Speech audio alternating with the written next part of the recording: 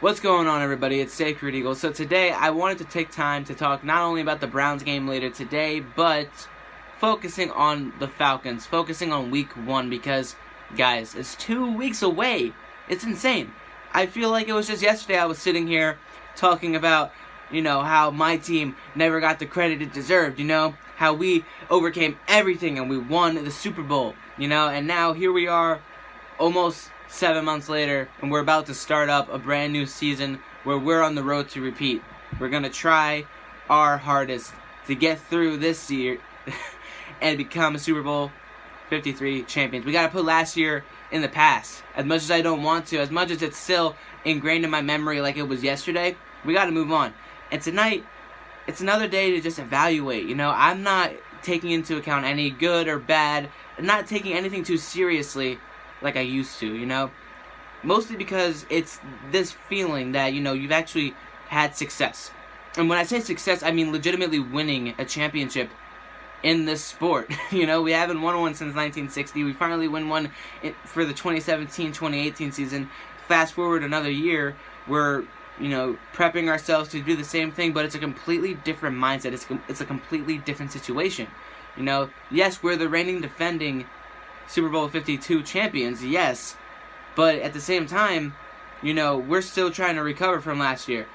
Not only in a good way, getting over the hangover of winning this year, but the injuries, we talk about it a lot, and I've talked about it a lot in the offseason right after the Super Bowl, and it's talking about Carson Wentz, is he going to be ready? And I said it last week when Nick Foles got injured, and thankfully it's no prolonged injury that needs that surgery or long recovery.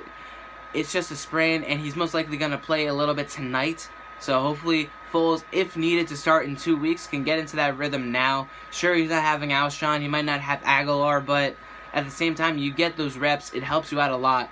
And that's something that worries me with Carson Wentz. Carson Wentz has been through this before. He got injured in the preseason of his rookie year after, a couple of drives against the Buccaneers. I remember this. It was 2016. And he got injured ribs.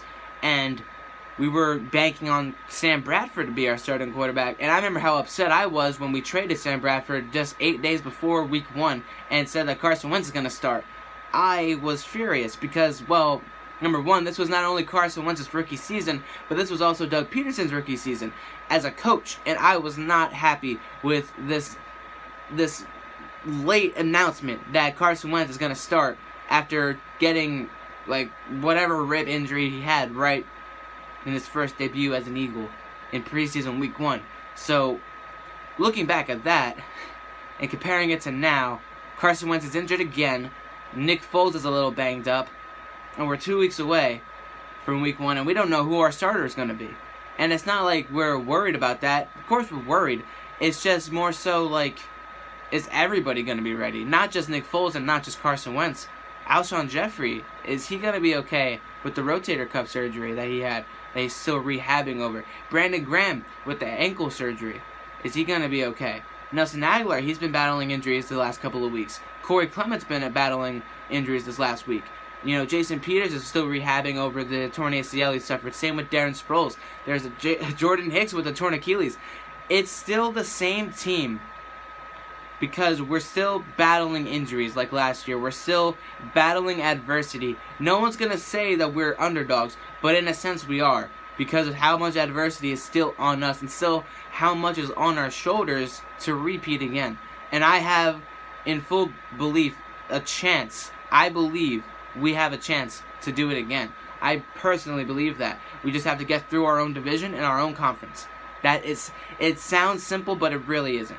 And who gives you the better chance of winning, in my honest opinion? Carson Wentz. And that's why I've been praying that Carson Wentz is ready week 1, because I believe he's going to give us a better chance at beating the Atlanta Falcons, a better chance at beating the New Orleans Saints, the Rams, these kind of teams, the Vikings, even the Giants, who I do deem a threat in this division. They're not they're not going to compete for the Super Bowl. I'm not saying that. I'm saying as a division rival, they are the scariest in my eyes compared to the Cowboys and the Redskins. That's just my own opinion. I'll give the Giants credit where credit is due. They have a decent running game now. Odell Beckham is always a threat. Eli Manning is the only veteran quarterback who's been in this division his entire career. He's been here for 10 plus years. He knows what this division is all about. And Pat Shurmur is the coach there. He knows the Eagles very well. He knows teams like the Vikings very well. So it's going to be really interesting this year. And I'm taking in this preseason just to watch the game because it's been a while since I've watched a football game. But a football game that matters, that's what I'm focusing on. And the Falcons are the number one on that list because week 1, kickoff, opening day. It's going to be amazing. 2 weeks, guys. I am excited. And do I think Carson Wentz is going to start? I hope so. But it's going to be a rough ride these next 2 weeks to figure out if he's ready or not. Because, yes, he's cleared for 11 on 11, but he's not cleared for actual contact drills. So we'll see how things go. As far as tonight goes, I just want to see our defense hold up against the Browns. The Browns actually have some pretty good weapons on their offense. Meanwhile, on offense for us, if Nick Foles starts, I want to see him execute. I actually want to see him do decently.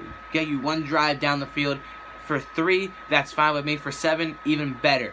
But I want to see him spread the ball around. I know you're not going to have Jeffrey or Aguilar, but get the ball to Wallace. Get the ball to Ertz a couple times. Get the ball to Goddard. You know, the running game got to come in. You know, I need to see this offense. Sure, is missing a few key components, but I need to see them all come together a little bit.